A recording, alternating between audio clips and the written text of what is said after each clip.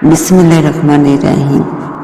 जब हाशिम खान से मिलने की ख्वाहिश का इजहार किया तब तैमूर खान काउंटर पर अपने लड़के को बिठाकर मेरे हमरा होटल से बाहर आ गया। हाशिम खान का घर ज्यादा दूर नहीं था। हवेली की तर्ज पर बना हुआ ये घर पक्का और काफी बड़ा था। दरवाजे पर खड़े दरबान को तैमूर खान ने मेरे मुतालिक बताया। दरबान हमें हवेली की बैठक में बिठाकर अंदरूनी कमरों की तरफ चला गया। इसके जाने के बाद तैमूर खान ने पूछा, अगर तुम गैर कानूनी तौर पर हमसाया मुल्क जाना चाहती हो तो मुनासिब रकम का बंदोबस्त कर लो, इसके बगैर बातचीत करने से भी वो अजनाब करेगा।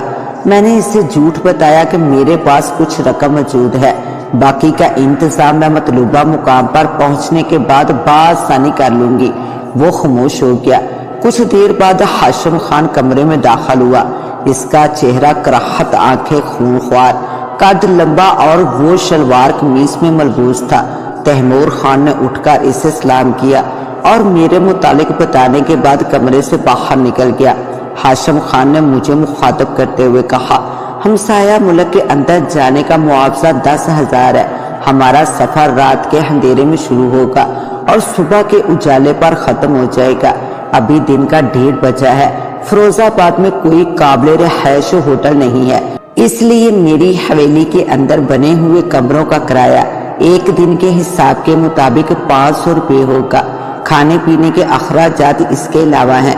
मैंने इसकी बात को नजरअंदाज करते हुए पूछा, सुरंग में सफर के बाद तुम मुझे कहाँ उतारोगे? जाहिर है वीराने में उतारने की सूरत में मुझे मुश्किल दरपेश आएगी। इसने बताया, मुख्तरमा सहूलियत रकम को मद्देनजर रखते हुए दी जाती है। बॉर्डर से मजीद आगे आप जहां जाना चाहेंगी मेरे आदमी आपको वहां ले जाएंगे। इसका मतलूबा मुआवजा आपको मुल्की करेंसी में अदा करना होगा। मैंने कुछ और सरसरी मालूमात के मुतालिक बातचीत की और हवेली में बने साफ सुथरे कमरे में आ गई। कमरे में चारपाई और कुर्सी के अलावा बाथरूम की सहूलत भी मौजूद थी। मैंने वजू किया और जोहर की नमाज अदा करने के बाद खाने का इंतजाम करने लगी। खाना सादा लेकिन मजेदार था। खाने के बाद मैं आराम की नीयत से चारपाई पर लेट गई। बहुत से खदशात दिमाग में गर्दिश कर रहे थे।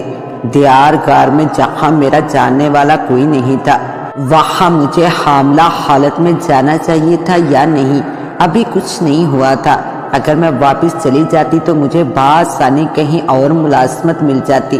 ताहम ऐसी सूरत में हकीकत से पर्दा नहीं उठ सकता था, जो मेरे बढ़ते हुए तजस्सुस की तस्कीन के लिए नहायत जरूरी था। जिला अलीपुर सैदा में वो सब कुछ था जिसे मैं लाशौरी तौर पर देख चुकी थी। यकीनन जबरान भी वही था। मैं हाशिम खान के जरिए वहां तक जाकर बखूबी वापस आ सकती थी। अगर कोई कबाहत थी तो सिर्फ कागजात की, गैर मौजूदगी और जान पहचान ना होने की थी। इन्हीं सोचों के दरमियान मेरी आंख लग गई। हल्की दस्तक की आवाज पर आंख खुली। मैंने चारपाई से उतरकर दरवाजा खोला। हाशिम खान सामने खड़ा था। इसके हमरा 2 खवातीन भी थी। हाशिम खान ने अंदर दाखिल होने के बाद मुझसे पेशगी मुआवजे का तकाजा किया। मैंने रकम इसके हवाले कर दी। इसने पीछे खड़ी हुई औरतों की तरफ इशारा करते हुए मुझे बताया, ये आपको देश बेस बदलने के लिए लिबास और मेकअप का इस्तेमाल करेंगी, इनसे तारुफ कीजिएगा। ताहम मेकअप पर आने वाले अखराजात मुआवजे में शामिल नहीं होंगे। इसने औरतों को इशारा किया। वो डिब्बों को खोलने लगी। हाशिम खान ने कमरे के दरवाजे की तरफ जाते हुए मुझे रवानगी के वक़्त से आगाह किया, फिर बाहर निकल गया। मैंने औरतों की तरफ देखा। वो डिब्बों में से सफेद रंग की साड़ी, जूतियां और हमसाया मुल्क की करेंसी बाहर निकाल रही थी। मैंने अपने साथ लाई हुई रकम के साथ करेंसी को तब्दील किया और साड़ी बांधने के बाद चप्पलें पहन ली। इन्होंने रकम को महफूज रखने के लिए हमसाया मुल्क का बना हुआ मुख्तसर पर्स मेरे हवाले किया और कमरे से बाहर चली गई। मैंने कलाई पर बांधी हुई घड़ी पर निगाह दौड़ाई। मगरिब का वक़्त होने वाला था। साड़ी में उलझन महसूस हो रही थी, लेकिन मुझे इसकी आदत को अपनाना था। औरतों ने जाने से पहले मुझे बताया था कि मेरा मौजूदा बेस एक हिंदू बेवा का है, जो सिंदूर, तिलक और चूड़ियों से महरूम होती है। सफेद कपड़ों के अलावा और किसी भी किस्म का लिबास जेब तन करने पर اسے ممنوعات ہوتی ہے، اس لیے مجھے ان باتوں کا وہاں لحاظ رکھنا تھا۔ میں نے وضو کیا اور مغرب کی نماز ادا کرنے کے بعد چند وظائف جن پر مجھے عبور حاصل تھا کرنے کے بعد روانگی کا انتظار کرنے لگی۔ 8 بجے دروازے پر دستک ہوئی۔ میں نے دروازہ کھولا۔ دونوں عورتیں میری منتظر تھی۔ انہوں نے روانگی کی اطلاع دی۔ میں نے ساڑی کے اوپر برقع پہنا اور دونوں کے ساتھ حویلی سے باہر آئی۔ دروازے کے پاس تانگا کھڑا تھا۔ عورتوں نے مجھے اس میں بیٹھنے کے لیے کہا۔ میں برقعے کو سنبھال کر پیچھے والے حصے میں بیٹھ گئی۔ کوچوان نے گھوڑے کو چوبک دکھایا اور گھوڑا ہوا سے باتیں کرنے لگا۔ رات اندھیری تھی۔ پہاڑی علاقے میں ہو کا عالم طاری تھا۔ بیڑیوں کے چلانے کی آواز کے علاوہ اور کوئی آواز سنائی نہیں دے رہی تھی۔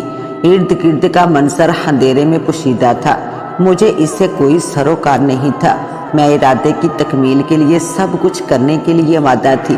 حیرت کی بات یہ تھی کہ اس سفر میں میرے علاوہ اور کوئی شریک نہیں تھا کہ باقی مسافروں سے ملاقات اندھیرا ایکسپریس میں ہونے کی امید تھی۔ مجھے سردی محسوس ہونے لگی تو میں سمٹ سکڑ کا تانگے کے کونے میں دبک کر بیٹھ گئی۔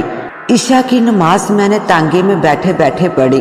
گھوڑے کو مخصوص رفتار کے ساتھ آگے بڑھتے ہوئے گھنٹے سے زیادہ کا وقت ہو گیا تھا۔ ابھی تک منزل مقصود کے آثار دکھائی نہیں دیے تھے۔ نماز پڑھنے کے بعد میں نے گردن موڑ کر سڑک سے نیچے کی طرف دیکھا تو مجھے اندھیرے میں چند روشنیاں جگمگاتی ہوئی دکھائی دی جو تیزی کے ساتھ قریب آ رہی تھی۔ میں نے اٹیچی کیس پر گرفت مضبوط کی اور ساڑی کے پلو کو سنبھالنے کے بعد برقعے کا پردہ آگے کر دیا۔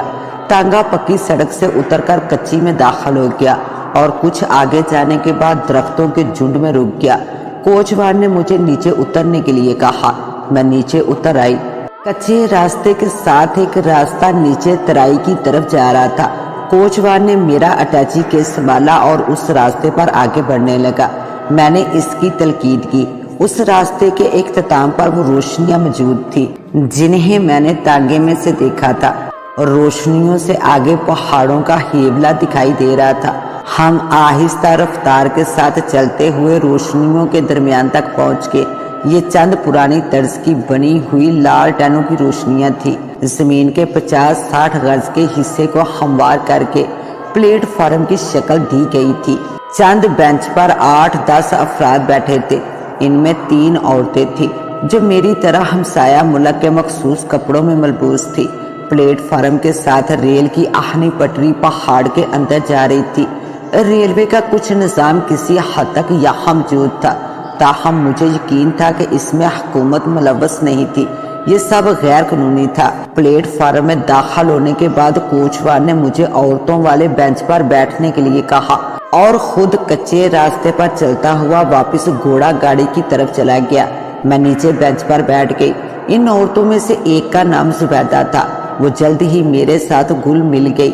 میرے پوچھنے پر اس نے بتایا، ہمارے بہت سے رشتے دار ہمسایہ ملک میں رہتے ہیں اور ہمیں جب بھی ان سے ملنے کے لیے وہاں جانا ہوتا ہے تو ہم اندھیرا ایکسپریس کا انتخاب کرتے ہیں۔ یہ محفوظ اور سستا راستہ ہے۔ میں نے پوچھا، کیا کوئی ٹرین وغیرہ کا چکر ہے؟ پلیٹ فارم سے نیچے دکھائی دینے والی پٹری اس بات کی طرف اشارہ کرتی ہے۔ اس نے اس بات میں سر ہلایا۔ ایک چھوٹی سی ٹرین ہے۔ در حقیقت کافی عرصہ قبل یہاں کولا نکالنے کی کان ہوا کرتی تھی۔ اس کے ختم ہو جانے کے بعد ہاشم خان نے سب کچھ گورنمنٹ سے لیز پر حاصل کر لیا۔ کولے کی کان کو مضبوط اور محفوظ سہارا دینے کے بعد اس نے مزید کھدائی کروائی اور سرنگ کا دوسرا راستہ ہمسایہ ملک کی سرحد کے پار ایک گاؤں کی جانب نکلا۔ سرنگ کے اندر آہنی پٹری گورنمنٹ کی طرف سے نصب تھی۔ کوئلہ نکالنے والے ڈبے اور مختصر انجن اسے حکومت کی طرف سے ملا تھا۔ ان سب کو مرمت اور رد و بدل کی ضرورت تھی۔ ہاشم خان نے گورنمنٹ سے قرضہ لے کر ڈبوں اور انجن کی حالت کو بہتر بنایا، پٹریوں کے جال کو ملکی حدود کے اندر تک پھیلا دیا۔ پلیٹ فارم کو مختصر اسٹیشن کی صورت دی اور اپنے کام کا آغاز کر دیا۔ میں حیرت بھرے چہرے کے ساتھ اس کی باتوں کو سن رہی تھی۔